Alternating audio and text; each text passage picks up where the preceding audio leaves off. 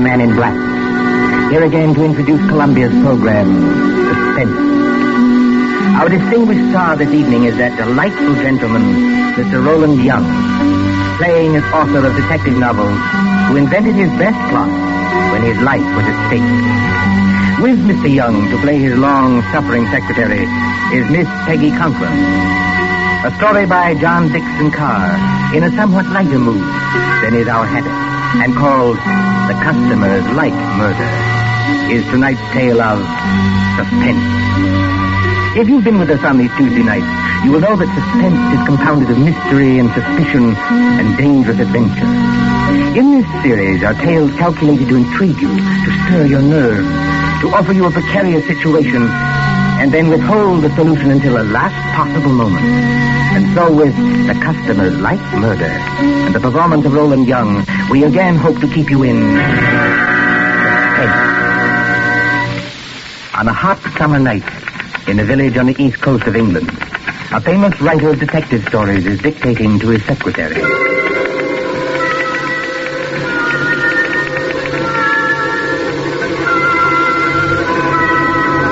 You have all heard of Mr. Gerald Hoxton, celebrated author of Murder on the Woolsack, Aconite at the Admiralty, Who Shot the Prime Minister, and other thrillers which have held us past the midnight hour. You have followed the exploits of Pendleton King, diplomat detective. Gerald Hoxton lives quietly at Deal with his friend Dr. Roberts nearby in case he should need medical knowledge. And his pretty, if somewhat pert Canadian secretary, Miss Patricia Phillips. Gerald Hoxton would be a happy man, even in wartime, if it were not war. You got all that, Miss Phillips? Yes, Mr. Hawkstone. Good. New paragraph. Yes, Mr. Hawkstone. At the head of the great banqueting table, comma, the Lord Chief Justice staggered to his feet, full stop. His face was a ghastly whitish color, and his eyes had become glassy. Is he drunk, Mr. Hawkstone? No, Miss Phillips, the Lord Chief Justice is not drunk. Sounds pretty cockeyed to me. For your information, Miss Phillips, the Lord Chief Justice has just been poisoned with curare because he discovered the identity of the master criminal. Is that clear? Yes, Mr. Hawkstone. But I wish you wouldn't do it. Do what? Well, in the last 4 books, Mr. Hawkstone, you have shot the Prime Minister, killed the Lord Chancellor with an axe, poisoned the Home Secretary, and blown up the First Lord of the Admiralty. Why don't you stop picking on the poor government and murder somebody else for a change? The Lord Chancellor, Miss Phillips, was not murdered with an axe. No, Mr. Hawkstone? Definitely no. He was beamed with the Great Seal and found dead on the Woolsack. And there's another thing, Miss Phillips. Whether you talk like this because of a dense vacuum in what we will charitably call your mind... Really, Mr. Hawkstone? Or whether you are really making out what you might define as hot cracks, I don't know. But I don't want any more of it, do you hear? Just as you please, Mr. Hawkstone. Oh, Lord, where was I? His face was a ghastly whitish color, and his eyes had become glassy. Sounds like me. All right. A single choking cry escaped his lips, comma, and his body crumpled to the floor, full stop. New paragraph. With one swift stride, Pendleton King had reached the fallen man. He can't have done that, Mr. Hawkstone. Who can't have done what? Pendleton King. What about him? Well, on the last page, you had him sitting at the foot of the table, so he can't get there in one stride, unless you want him to sail across the room like a kangaroo. There are times, Miss Phillips, when I should like to poison you with curare and dance on your grave. I was only trying to help. All right, change it, strike it out. With hardly a second's delay, how's that? Comma. Pendleton King had reached the fallen man, full stop. New paragraph, quote. I feared it, comma, close quote, he muttered, full stop. Quote. Note the rigidity of the muscles, exclamation point. Note the characteristic odor of curare, which... that won't do, Mr. Hawkstone. Why not? Curare hasn't got any odor. Now there, Miss Phillips, you've really gone too far. But I can't help that. It's true. If you will permit the small vanity, I am noted for the correctness of my medical knowledge. Who is murdering the Lord Chief Justice, you or I? You are. But you might murder him properly. Curare hasn't got any odor. I say it has. And I say it hasn't. Listen, Miss Phillips. I propose to settle this rather childish dispute by going next door and asking Dr. Roberts. Will that convince you? Rory hasn't got any odor. And anyway, the Lord Chief Justice wouldn't be mixed up in any such silliness as this. Silliness, eh? Yes, I said silliness. Read your evening paper. The Lord Chief Justice is sentencing some American gangster who got involved in a robbery over here. That's the sort of thing he really does. You're very fond of these gangster reports, aren't you? Yes, I am, because they're real. Real? Ha! Don't you say fa to me. I was merely remarking, Miss Phillips, that with your usual ingenuity, you sidetracked the argument. I am going to see Dr. Roberts. That's not necessary, of course. My own knowledge of poisons is as great as that of any doctor. Dr. Fa. And finally, kindly don't say far to me, either. When I return, Miss Phillips, I hope to find you in a better frame of mind. Please observe that I, at least, have been able to keep my temper. Excuse me. All right. Go on. See if I care.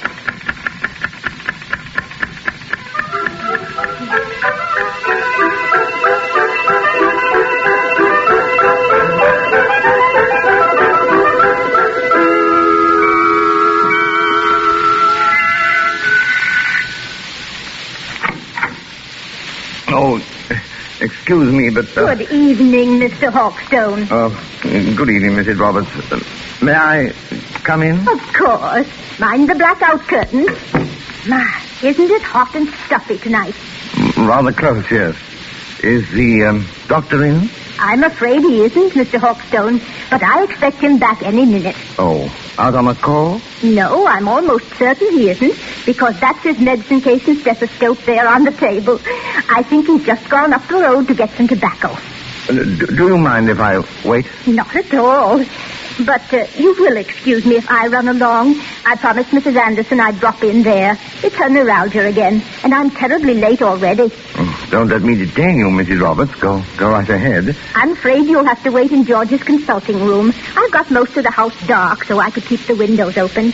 You know which room it is? Yes, I could find it blindfolded. Oh, and I wonder if you take the medicine case and stethoscope and drop them in the consulting room. George is so careless, he lets them lie about anywhere. Medicine case? Stethoscope, yes. As a matter of fact, I've always wanted to hang one of these things around my neck like this. Look almost like a doctor, don't I? Good night, Mrs. Roberts. Good night, Mr. Hawkstone. See you later. So what I write is silliness, eh? And I don't know anything about poisons. And I call her Miss Phillips instead of Patricia. Here we are. Where's that light switch? Good Lord. Go on in, Doc. Close the door. Who the deuce are you? You want to keep healthy, Doc? Just do what you're told. Come in and close the door. Is that by any chance a revolver you're pointing at me? There ain't no cigarette case. I'm warning you. Well, I'm hanged. I've done it 1,000 times in stories, but I never thought... Don't drop that junk you're carrying either. You're going to need it, Doc, when you come along with me. Come along with you? Where? Just to see a guy, that's all. To see a... Oh, wait a minute. You don't think I'm the doctor? Now, look, Doc. I ain't got any time for gags, see? The boss says to bring you, so I bring you. There'll be a very sick man out there if you don't go. Yes, there'll be a very dead man out there if I do go. I tell you, old man, you're making a terrible mistake. Now, look, Doc. My name is Hawkstone. I live next door. I'm not a medical man, and I've never... Somebody's coming. Miss Phillips. Now then, Dr. Hawkstone, just look here in the encyclopedia. So you ain't the doctor, huh? That's done it. Just a real old-fashioned kidder, ain't you? Now, you keep quiet, lady. You know it's good for you. I know you. I've seen your picture. You're a big Louis Miller. Pretty smart man you got here, Doc. Listen, Mr. Hawkstone. Take it easy, Miss Phillips. Big Louis Miller and Flats Kelly. Flats Kelly is the gang leader. Well, we're supposed to be friends of this gangster who's on trial in London now. But I hadn't heard they were in England. No, lady. Neither is anybody else. No, well thought it. Who is this dame, Doc? Your nice? No, she's my secretary. She doesn't know anything about this. She seems to know too much about it, if you ask me. Come on, lady. You're going with us. Going? Where? Just for a little ride, lady. Just for a little ride.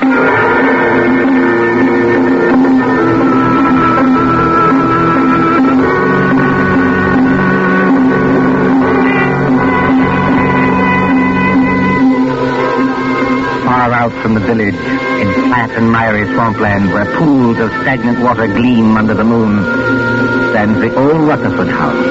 It is a desolate place, and the track of Field Marshal Goering's bombers when they cross the coastline. But there are no searchlights here, and no guns. Only the heat on the glimmering marshes and the decaying, weather-boarded house as a motor car approaches it.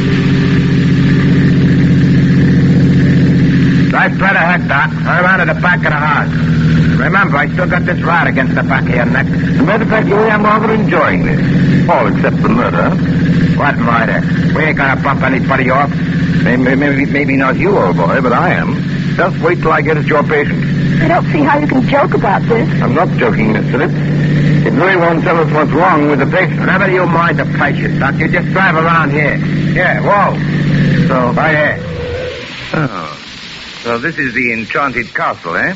Climb out of here. Walk ahead of me over to that house. Come on, Miss Phillips. That's right, lady. You too. Come on. Hey, hold on, Doc. Grab a can of this cleaning fluid here. You can help me carry it in. Cleaning fluid? Yeah, there's 2 cans of it. If I can carry one, then I need my other hand for this ride. Come on. We ain't got all night. Get it out of the back seat. Professionally, this is a little out of my line of duty. What do you want with the cleaning fluid? The boss's suits get all messed up, so I clean them for him. I play nursemaid and everything around here. Come on now. Straight ahead. Stop asking questions. You got this place blacked out, Louis. If the police don't get you, the air raid warden will. Forget it, Doc. We got this place so sealed up, you can hardly breathe inside. In here? That's right, lady. Go ahead. I'll close the door. I can't see, old boy. Which way? Here. Set that can down and follow me. You too, lady. Right here, with the curtains hanging over the door. Now, I want you to meet the boss. So I open the curtain like this. Howdy, Doc. Come right in. Glad to see you. I've been expecting you. Glad to see you, old man. I imagine you're the celebrated Mr. Kelly. That's me, Doc. Slats Kelly to you. Glad to see you taking this nice and friendly. Louis, what's the idea of bringing in the dame? I couldn't help it, boy. Oh. She's as nice, see? She was with him, and she knew who I was. She did, eh? I don't know anything. All I want to do is to go home. That's all right, sister. You'll go home all nice and friendly. As soon as I've had a little talk with the doctor. A talk about what? Well, we're not what you might call comfortable here, Doc. Well, we've got flashlights, and canned food, plenty of liquor, portable radio that works on a battery. Then we manage to get along. You know what I mean? I said a talk about what? Well, that's it. That's what I'm going to tell you. We pulled a snatch, see? You pulled a snatch? He means they kidnapped somebody. That's right, sister. You speak English. May I ask who was snatched? Well, I'll tell you, Doc, because it'll have you a big laugh. The guy we snatched was the big shot you call the Lord Chief Justice. You snatched the Lord Chief Justice? We sure did, Doc, and his clerk, too. They're in the room right over there. Shut your trap, Louis. I didn't mean nothing, boys. I was only trying... You hear me say shut your trap? Okay. But, look, here, what was the idea behind this snatch? Well, I'll tell you, Doc. We got a pal, see? Well? Dominic Forelli, his name is. He's up on a grand larceny rap, and Forelli don't like Blimey jail. He don't like him at all. Besides, the dirty little rat owes me 14 G's. So what do? Snatch the Lord Chief Justice, apparently, but why? Because the mouthpiece back home tells me long ago that a man can't be sentenced except for the judge that tried him. And the Lord Chief Justice is the judge who tried Dominic Forelli, is that it? That's right, Doc. But it ain't the main thing. This Chief Justice is a pretty important guy, see? So what do? We write to the cops and say, now look, we got the old bird in a place where you'll never find him, and if you want to keep things nice and friendly, just spring Dominic Forelli. Spring him? Turn him loose. Sure. Spring Forelli, and you'll get the old judge back in one piece. If you don't do it, you'll get him back with his head as full of holes as a Swiss cheese. And we're not kidding. This is horrible. I can't stand it. Take it easy, sister. Take it easy. You know, Slats, I admire you tremendously. You do, Doc. Why? Because you've invented a crazier idea than I ever did. Just what do you mean with that crack, Doc? You don't honestly think the government will make a bargain with you? I sort of think they will, Doc. I sort of think they will. But what if they don't? And it'll be just too bad for a lot of people. You know what I mean? Why wouldn't I like to give that judge a going over? Louis got a sort of a grudge against the old guy, Doc. Well, wouldn't you have? Louis is temperamental, see? He gets bored easy. So he says to the old guy and his clerk, he says, "Can you play poker?" Just says, "Sure." So they play poker from 6 in the evening to 5 in the morning. And what do you know? If the old judge don't win all Louis' dough. They rung in a call back on me. That's how they done it. They're a couple of crooks. Are you accusing the Lord Chief Justice of playing poker with marked cards? He won my dough, didn't Shut he? up, Louis. Okay, boy. Not that I blame Louis much. The things I've had to take from that judge. Well, that's where you come in, Doc. I was just wondering about that. Which of one of them is... Hurt? There's nobody hurt. Not yet. Then what the devil you want with me? I want them kept quiet so they don't keep trying to escape. We can't get tough with them, not until I get Forelli and my 14 Gs. And I want you to give them a hypodermic or something that'll keep them out cold for 2 days. Can you do that? Why, yes, I don't know. I suppose I could. Oh, no, for heaven's sake, be careful. Now, what do you use to dope them? Well, under the circumstances and considering all the factors involved, I think I should use morphine. Have you got any morphine in that black satchel? Oh, yes. Plenty of morphine. I always go about equipped for these little emergencies. Well, then open the satchel. Come on, open it. Well, there you are. Dozens of little bottles, anyway. Now then, Doc, which one of them bottles is the one that has the morphine in it? The fact is, Flats... Come on. Which one is it? Listen, boss. Louis, how many times do I have to tell you to shut up? Yeah, but it's the midnight news. The news on the radio. You said you wanted to hear it. It's after midnight now. Why didn't you tell me? It's all right, boss. I switched the radio on. Well, then keep quiet, all of you. A couple of seconds now, you're going to hear some mighty sweet news. I wonder. So do I. Quiet. The Lord Chief Justice. Hey, that's us, Anna. The kidnappers, stated Superintendent Hadley of the CID, seem to entertain a belief that no sentence can be passed on a criminal except by the judge who tried him. Whatever may be the law in certain American states, this is not the case here. Dominic Forelli, alias Dominic Stevens, was today sentenced by Mr. Justice Stoneman to 14 years hard labor and this evening entered Dartmoor prison. Why, that... One moment, please. Take it easy, boy. Take it easy. Kelly, he's as white as a ghost, and his mouth is twisting back as though... Here is the bulletin just received. Scotland Yard flying squad cars, assisted by the constabulary of the county, which for obvious reasons cannot be named, are closing in on the 2 kidnappers, believed to be men already wanted in the United States for murder. Should anyone who has any further information about these men, whose descriptions follow, communicate with New Scotland Yard, telephone number Whitehall 121... Wait till I get my hands on it. That's all right, boss. Everything's all right now. I turned it off. Can't do more than turn it off, Louis. I'll fix that thing. Hey, what are you going to do, boss? Hey, don't bust the radio. Oh, you hadn't on the bust of the radio, boss. Now we can't get any news. We've had our news lately. Come on, put that light on. I want to look out the window. Oh, they're closing in. Patricia, you see, I can't call you that. Why couldn't you have called me that weeks ago? Oh, well, putting that aside, I thought it as half a joke. But I'm not joking now. I intend to get that rat-faced Flats if it's the last thing I ever do. It probably will be. But how are you going to? First, Pendleton King, my dear. He's got a worse face than... 14,000 bucks gone. And the cops on our tail while we stand here yapping. You heard what that radio said, Louis. Yeah, I heard it all right. Look, boss, we better lamb out of here while Before we go, Louis. Before we go, we settle things with the old guy in the other room. You can't get away with it, Louis. This is England. They'll hang you. So what? We got a murder rap to face in the States, ain't we? And I just as soon hang as fry. What about you, Louis? You said it, boss. Let me take this rod of mine, stick it against the back of the old guy's neck, and... No. No rods. That's too easy. Easy? Sure. One slug and it's all over. This guy rates special treatment. And that's where the doctor comes in. You know anything about poisons, Doc? I know a good deal about poisons. The customers like murder. What's that? Oh, nothing. Just a slogan in my profession. Look, Louis, do you remember the time Johnny Presco was running the old Third Avenue Social Club? Yeah. And Mike Delaney talks out of turn? And they feed him some white stuff called strychnine? Oh, yeah. And sit around and light cigarettes and watch him die. It took 4 hours, Doc, and you could hear the rats screaming as far as 81st Street. Now, wait a minute, Flats. You I can't... can't, huh? We'll see. You got any of that white stuff, Doc? Well, Come on, now, you've got something in that bag that'll make the old guy squeal now, haven't you? Why, yes, I suppose I have, but... Listen, get this sure. You can do it the hard way, Doc, or you can do it the easy way. Louis gets to work on you. Maybe you'd be smarter to hand the stuff over right now. What do you say? Listen, boss. Listen. What's the matter, Seth? Troubled by the heat? It is hot in here with all the windows sealed up. That sounds like planes. It is planes.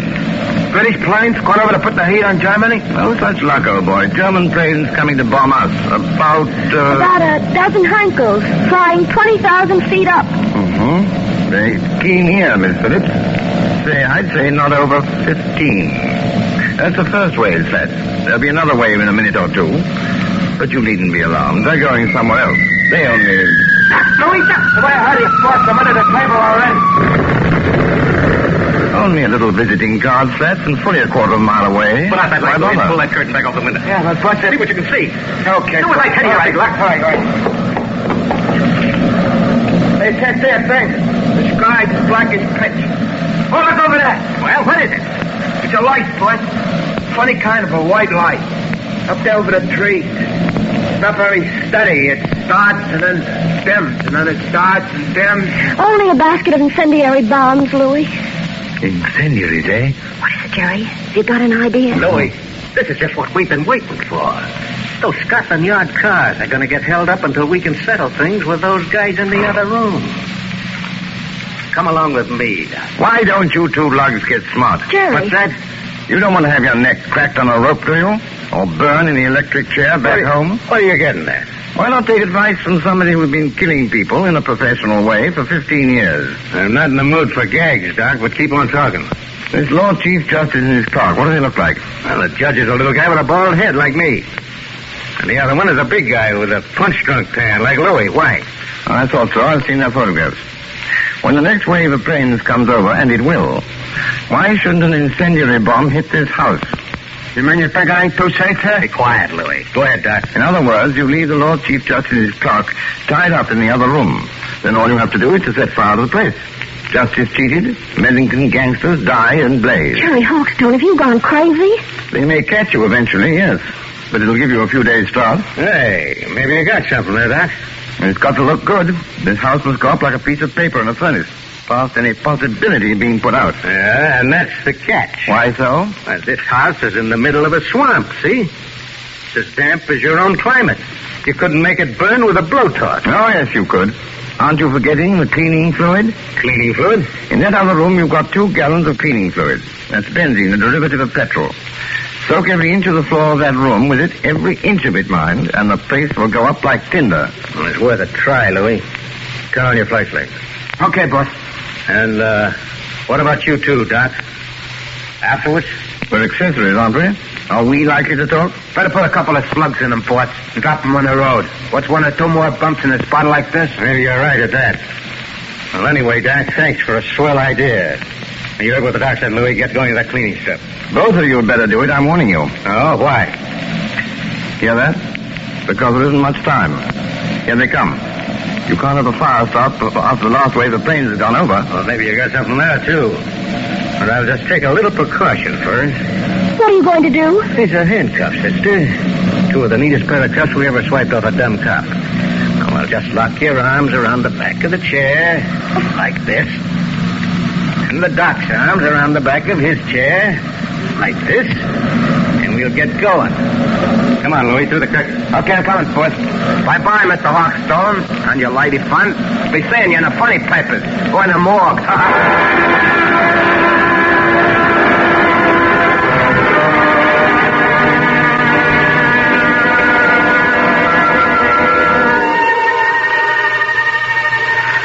It won't be long now. They must have everything in there soaked with that benzene by now. Jerry, I know you can't be completely crazy. Many thanks, my dear, for the qualification. You're right. They have soaked the place with benzene. And if they strike a match before... I know you've got some kind of a scheme, but do you think it'll work? I don't know, my dear. I thought of it once for a story. Oh, you and your story. Me and my stories, as Louis will put it, may save our hides yet. But suppose it doesn't work. Then we're done for. What are you trying to do? There's a place you missed, boss. Yeah, I got Listen, Patricia. It's not working. But it's got to work. What's got to work? 5 minutes. Must be at least that. They've been pouring out that benzene an inch at a time all over the... What's that? Oh, what's the matter? Listen. What's that? What's the matter, you big lad? Can you stand up? Something's got me, boss. It's working, Patricia. I think our friends are licked. No, they're not. Slats is coming back. What the heck are you trying to pull, Doc? What's the matter with Louie? What's the matter with me? You've lost the game, Slats. You're finished. Oh, I'm finished, am I? It's the benzene fumes, old man. To pour out a lot of cleaning fluid in an airtight room like that one is practically certain death. You know, Slats, you ought to learn more about crime. No, you won't, Slats. You can't reach your gun. The fumes have got you. You can't move your arms or legs. Your eyesight's going. In 1 second more, you'll be... Got him. Dead to the world. You mean... It worked, Patricia. It's practical. It worked. Are you trying to tell me that you've killed those two men? Not necessarily. Listen. That sounds like cars. Probably police cars. We're just about to be sensationally rescued, just like fiction. Jerry. Jerry. Get you two. Come on out of there. Come on in and get us, you lug. Don't talk like Louie or we'll get a bullet through the head yet. Yes, that is a thought. Well, we're prisoners. We're victims. This way, please. Mr. Sergeant, and I was never so glad to see a uniform in my life. Here now. What's going on in this place? Louis Miller knocked out in that room? And blimey, if it's not Slats Kelly knocked out in this room. Just a couple of mugs I polished off, Sergeant, all in the day's work. You mean they're dead? They'll be all right if you drag them out in the open air. Oh, I recognize you. You're the writer who was kidnapped tonight. Yes, and you will find the other snatches in that room. But first of all, have you got a key that'll unlock regulation police handcuffs? I certainly have, sir, and I'll get you loose in a jiffy. Never mind me, Sergeant. Never mind my handcuffs. Get this lady free. She's the one I'm concerned about. You know, that's awfully kind of you. It's something practically chivalrous. Chivalry, my eye. There you are, young lady. Have you got your notebook and pencil in that handbag? You don't want me to take dictation now? The true artist, madam, takes no account of time or place. Are you ready? Yes, Mr. Hawkstone. Well, you admit now that my plot is practical. Yes, Mr. Hawkstone. Now then, The Income Tax Murder by Gerald Hawkstone, Chapter 1. But Mr. Hawkstone... Just as Big Ben was striking midnight, a hooded face looked into the window of the luxurious study occupied by the Chancellor of the Exchequer. Full stop. The hooded figure chuckled as it softly lowered inside the window a large tin of cleaning fluid. New paragraph. The Chancellor himself was hard at work devising a new scale of income tax. But Mr. Hawkstone, that's a completely different story. I thought you were going to murder the Lord Chief Justice. Haven't you any professional taste? How can I murder the Lord Chief Justice? I just saved his life.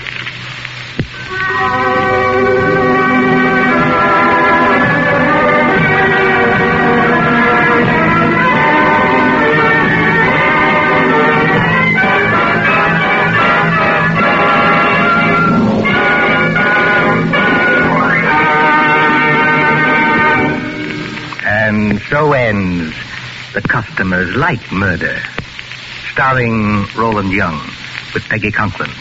Tonight's tale of Suspense.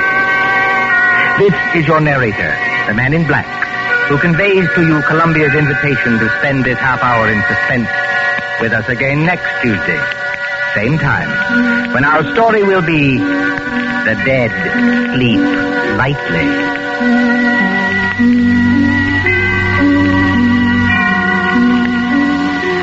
William Spear, the producer, John Dietz, the director, Bernard Herrmann, the composer-conductor, and John Dixon Carr, the author, elaborated on tonight's Suspense.